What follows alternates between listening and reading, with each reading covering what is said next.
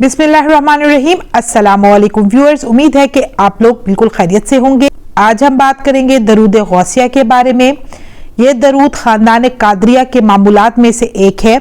ये दरूद रहमत खुदावंदी का खजाना है, लिहाजा जो शख्स इस दरूद को रोजाना 111 मरतबा ताहयात पढ़ता रहे वो रहमत खुदावंदी से माला माल हो जाता है।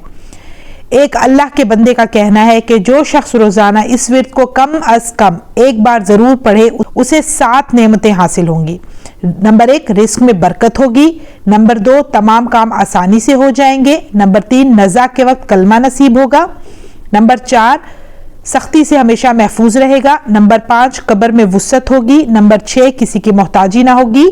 नंबर 7, मखलूक खुदा इससे मोहब्बत करेगी।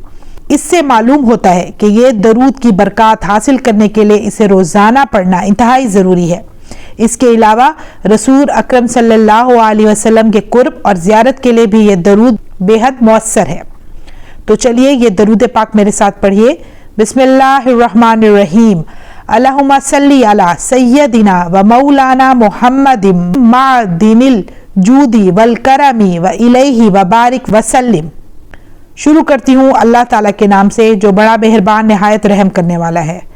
ए अल्लाह, हमारे सरदार वाका हज़रत मोहम्मद सल्लल्लाहु अलैहि वसल्लम जो जूद करम का खजीना है और उन पर और उनकी आल पर दरूद व बरकत और सलाम भेज। तो व्यूअर्स, इस दरूद पाक को ज़रूर अपनी ज़िंदगी के मामलात का हिस्सा बनाइए। कम से कम एक बार इसको रोज़ाना ज़रूर पढ़िए। मुझे दीजिए इजाज़त, इंशाल्लाह मैं फिर हाजिर होंगी। दुआ में याद रखिएगा, अपना ढेर सारा ख्याल रखिएगा। अल्लाह हाफिज़।